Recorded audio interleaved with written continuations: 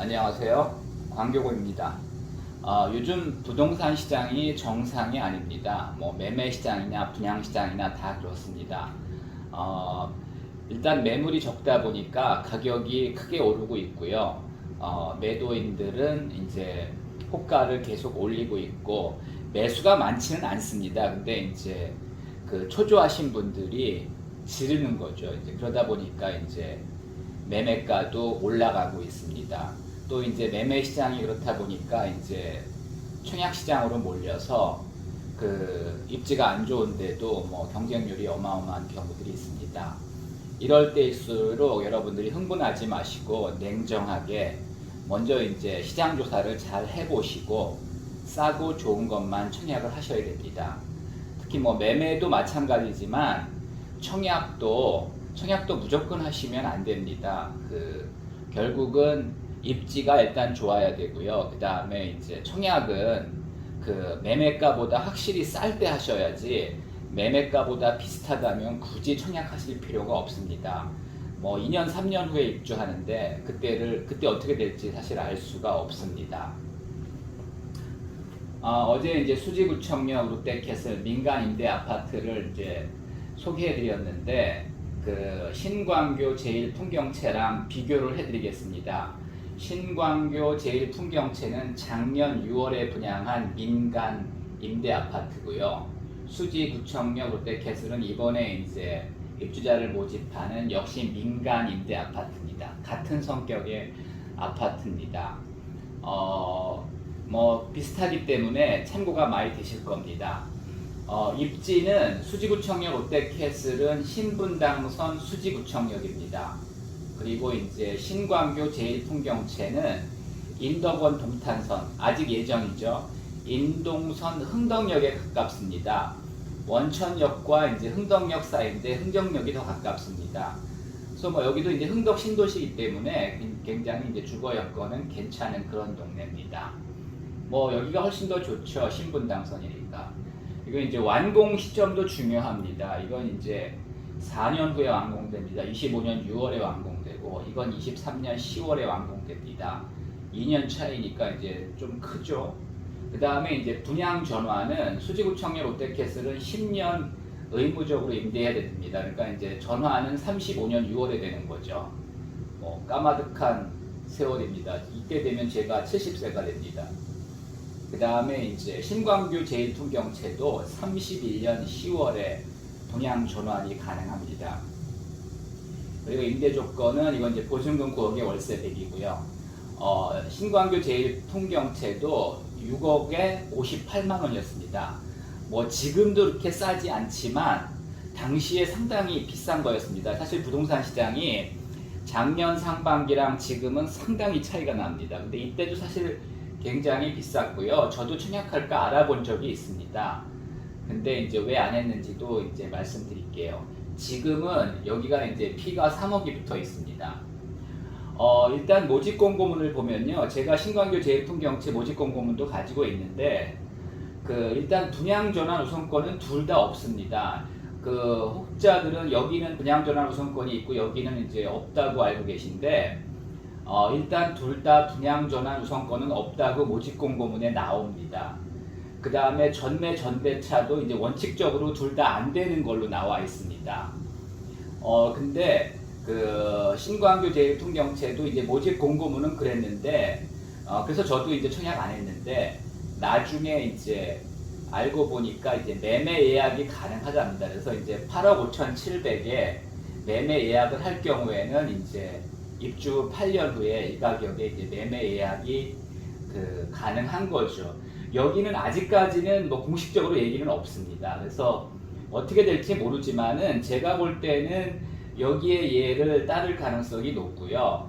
현재 모집 공고문에는 분양 전환 우선권도 없고 분양가도 임대사업자가 나중에 알아서 결정하고 전매 전대차도 안 되는 걸로 나와 있지만 사실은 여기도 이제 해줄 가능성이 굉장히 높습니다. 지금 이제 정부 규제가 강하다 보니까 뭐 임대사업자도 이제 행정관청에 좀 눈치를 보는 것 같기도 합니다. 그 다음에 인근 매매가랑 전세가를 보면요. 그 수지구청역 롯데캐슬이랑 이제 비슷한 게 그 성봉역에 가면 롯데 골드타운이 있습니다. 그 입주한 지 몇 년 안 되는 새 아파트입니다. 거기가 84제곱미터 기준으로 이제 매매가가 14억에서 15억 하고요. 인근 전세가가 8, 9억 정도 합니다. 그리고 이제 흥덕 지역은 매매가가 8, 9억 하고 한 전세가는 6억 정도입니다. 그러니까 이제 그 지금 이제 그 많은 이제 청약 대기자들이 여기는 그래도 괜찮은데 여기는 비싸다 이렇게 생각하시는데 여기도 작년 기준으로 굉장히 비쌌습니다. 여기도 지금 비싸고요.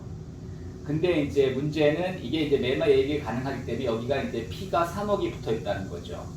그래서 사실은 그 이거를 6억으로 비교하시면 안 되고 지금은 과거에는 6억에 보증금 6억에 월세 58만 원이었지만 지금 이거를 사신다면 9억에 58만 원을 줘야 되는 겁니다. 이거는 9억에 100이고요. 그러니까 사실은 현재 기준으로는 뭐 이게 그렇게 비싸다고 볼 수도 없는 겁니다. 저는 싸니까 이제 청약하시라 이제 이런 뜻은 아닙니다.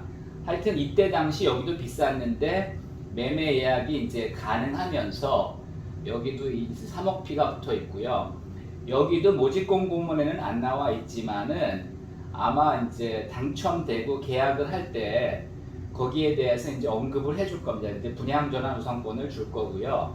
아마 이제 분양가도 결정을 해서 줄 것 같습니다. 저는 한 12, 13억 정도 보는데 뭐 14억까지 보는 분들도 있더라고요. 근데 하여튼 이럴 가능성이 높습니다. 물론 그게 이렇게 싼 가격은 아닙니다. 주변 시세가 14, 15억 하지만 뭐 이게 2035년 얘기입니다. 2035년은 현재로서는 예상도 안 되고 어떻게 될지 모릅니다. 세상이 어떻게 변해 있을지. 그리고 이제 저는 계속 말씀드리지만은 당분간은 부동산 가격이 오를 수 있지만 5년, 10년 후에 계속 오른다고 보지는 않습니다. 분명히 이제 10년이라는 14년이라는 세월은 부동산이 한번 꺾였다가 다시 올라갈 수 있는 사이클일 수도 있습니다. 그래서 이게 10년 이상이라는 거는 사실 요즘 현대사회에서 10년 이상을 예측하는 건 불가능합니다.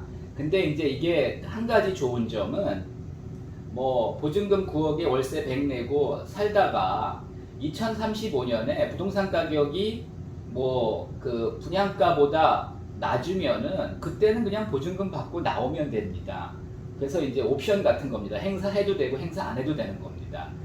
그래서 이게 사실은 뭐 보증금도 비싸고 월세도 비싼데 뭐 입지는 뭐 괜찮지만 뭐 그렇다고 광교 정도로 좋은 건 아니거든요. 광교도 15억이면 삽니다. 근데 이제 그렇다 보니까 그렇게 좋은 건 아닌데 하여튼 옵션 성격이 있어서 일단은 뭐 청약해서 뭐 임대로 살다가 뭐 그때 당시에 그 매매가가 이제 분양가보다 낮으면 그때는 이제 그 보증금 받고 나오면 됩니다. 그래서 이제 그런 장점은 있다는 걸 이제 말씀드리는 겁니다. 요즘 그 분양가 상한제를 적용 안 받는 것들은 다 거의 시세에 나옵니다. 그러니까 도시형 생활주택. 사실은 이제 서민들한테 그 값싼 아파트를 공급하려고 만든 제도인데 지금은 그거를 이제 건설사나 시행사들이 악용을 해서 오히려 이제 분양가 상한제를 피하는 그런 수단이 되고 있습니다. 그래서 얼마 전에 분양한 그 힐스테이트 수원 테라스는 사실은 그 연립주택으로 이제 분양을 받으면 분양가 상한제 이제 적용을 받기 때문에 도생으로 이제 허가를 받아서 사실은 굉장히 비싸게 분양했습니다. 그 다음에 이제 곧 나올 판교 대장지구 SK뷰 테라스도 사실은 이제 도생으로 허가를 받아서 아마도 비싸게 분양할 것 같습니다. 그리고 요즘 오피스텔 분양가도 장난이 아닙니다. 뭐 아파텔이라 해가지고 사실 아파텔이라는 게 오피스텔입니다. 구조만 약간 아파트식으로 바꾼 것 뿐인데 그랬다고 그거 엄청나게 비싼 가격에 나오고 있고요. 하여튼 요즘 뭐 그 또 오피스텔 분양가들도 요즘 보면은 굉장히 많이 올랐습니다. 뭐 역시 원룸형 오피스텔은 그렇게 많이 오르지 않았는데 방이 별도로 있는, 그러니까 뭐 아파텔 성격의 그 오피스텔들은 분양가들이 굉장히 많이 올랐습니다. 이제 정부 규제가 없다 보니까 지금 그런 상황입니다. 그래서 여러분들이 잘 보고 뭐 매매도 사실은 그렇지만은 뭐 매매는 특별히 싼 게 이제 없습니다. 근데 이제 분양도 그 시세보다 인근 시세보다 확실히 싸고 좋은 것만 청약을 하셔야지 아무데나 청약하시면 굉장히 곤란합니다. 2년, 3년 후에 입주한다고 할 경우 그때 그 부동산 시장을 결코 낙관만 할 수는 없습니다. 그리고 이제 제가 이거는 이제 2주택자에게 좋다고 말씀드렸더니 왜 그런지 이제 궁금해 하시는 분들이 있는데 사실은 무주택자는 그냥 일반 분양 받는 게 낫습니다. 물론 쉽진 않습니다. 요즘 가점이 낮다면. 가점이 높지 않으면 어렵지만은 근데 이제 1순위 당해인 경우에는 그렇게 가점이 높지 않아도 당첨되는 경우가 많이 있습니다. 뭐 수원에도 올해 분양한 그 한화포레나나 북수원자이 같은 경우는 그렇게 가점이 높지 않았고요. 이제 최근에 그 분양한 그 힐스테이트 용인 고진역이나 힐스테이트 용인 분전역 이런 것들도 굉장히 가점이 낮았습니다. 또 이제 지금 그 당첨 발표를 앞두고 있는 봉담 프라이드 시티 같은 경우도 그렇게 이제 가점이 높지 않습니다. 그래서 무주택자들은 그 가점제도 가능하고 추첨제도 가능하기 때문에 일반 분양을 받는 게 낫습니다. 근데 이제 유주택자들은 어차피 이제 분양은 어렵거든요.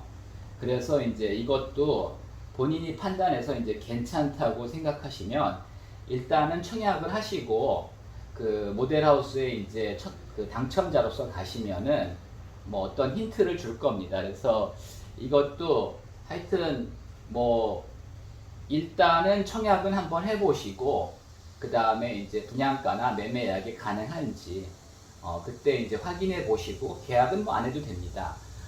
제가 사실 신광교 제2풍경채에 관심이 있었는데 이제 그때 당시에 뭐 전화해 보니까 뭐 분양 전환 우선권도 없고 분양가도 확정된 게 없다. 이제 그래서 저는 포기했는데 나중에 알고 보니까 이제 분양가도 어느 정도 이제 책정이 돼 있었고요.